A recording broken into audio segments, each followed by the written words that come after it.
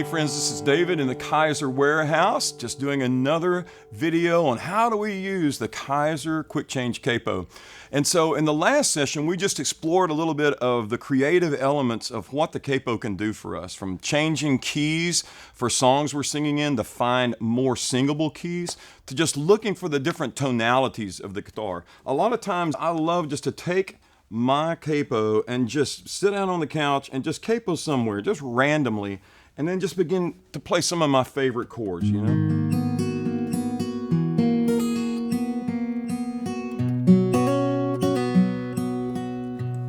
And it's like, man, I love that voicing. You know, I love playing it without the capo, but I love that voicing. What if I moved it up 3 more frets and played it?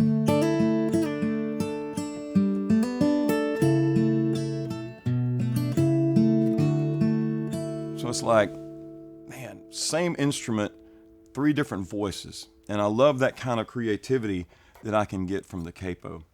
And so we're going to explore those things some more. Right now, I would like to just jump into a little bit of maybe what we could call music theory, but it's some fundamental stuff that will make your experience with the capo so much more fun and applicable. And you'll think, man, I'm a pro after this. Okay, so here's what we're going to do. I want you to think about chords that you know who have their root, their lowest bass note in the chord, on the 6th string. That's our low E string. Well, first of all, as soon as I play that E string, I know the E chord is one of those chords. It has the low root note, E.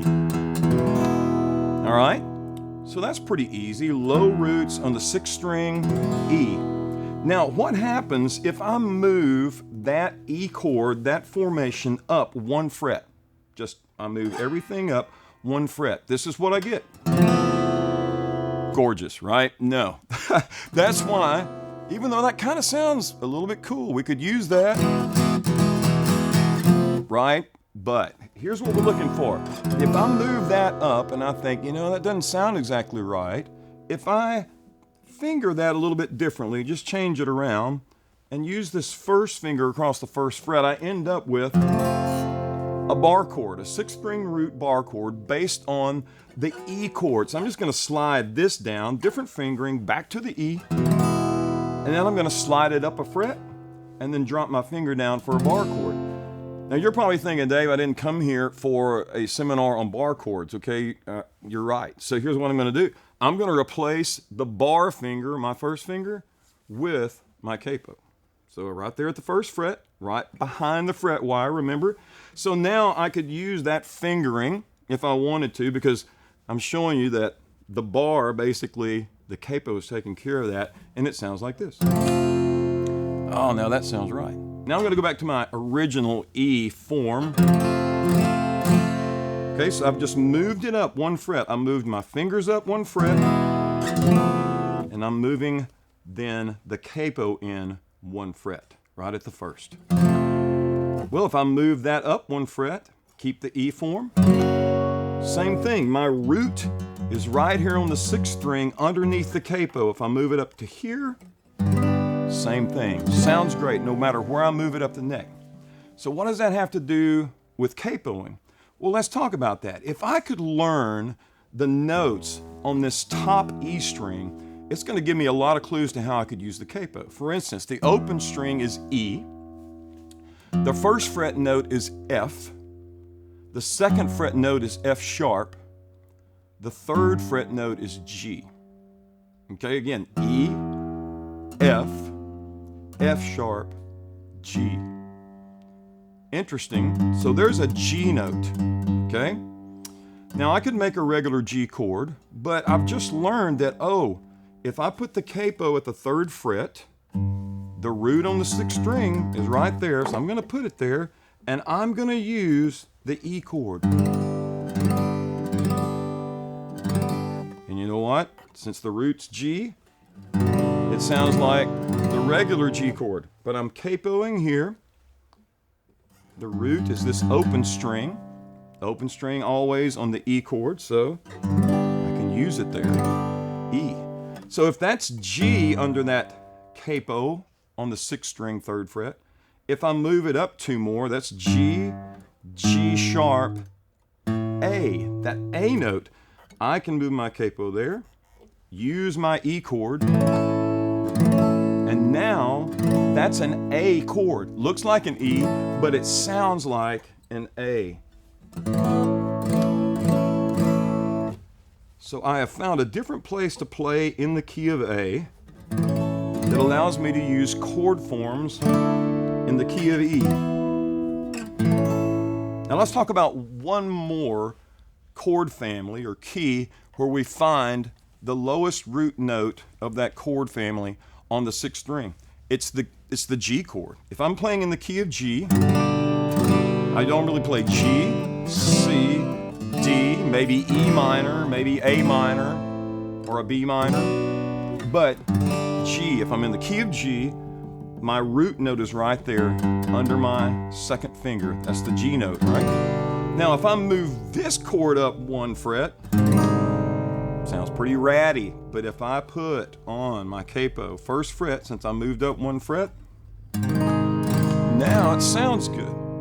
But what chord is that?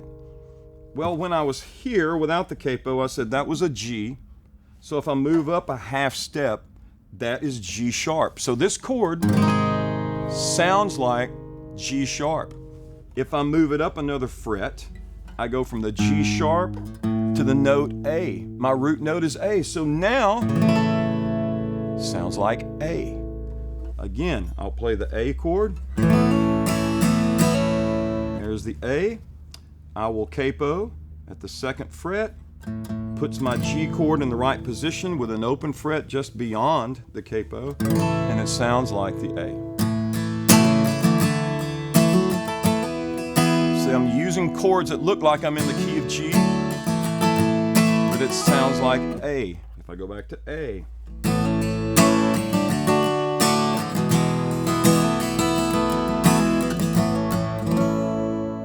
So I can move that all the way up the neck. And if I know the names of these notes, then it gives me the option of a lot of places to play using chords in the key of E or chords in the key of G.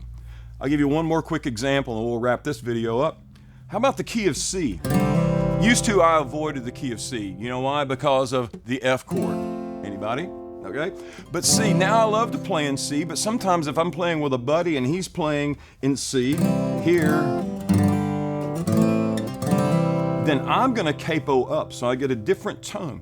And where I'm headed is chords in the key of G, but I want to find a C. Where is the C on that 6th string so that I can find my root note? Well, here we go. Let's take the long trip there. E, F, F sharp, G, G sharp, A sharp, B, C. There's my root. So I'm going to just literally make my G chord right there, and that tells me skip a fret here and put the capo on the 5th fret, and I'm going to play here. Now I've got some nice ringing tones, okay, that I can use while he's playing here.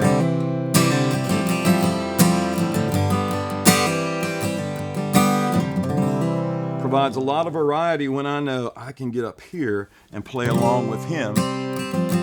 Sounds like I'm in C, but I'm playing with chords in the key of G.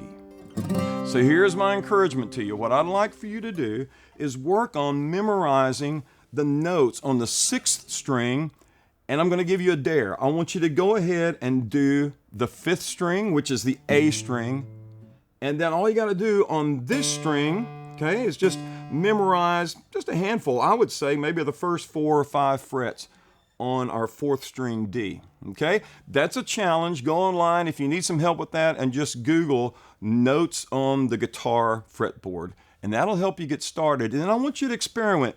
Move around your capo and see if you can figure out, if I was in G, where else could I play but use chords in the key of E? We'll see if you figure it out before next time.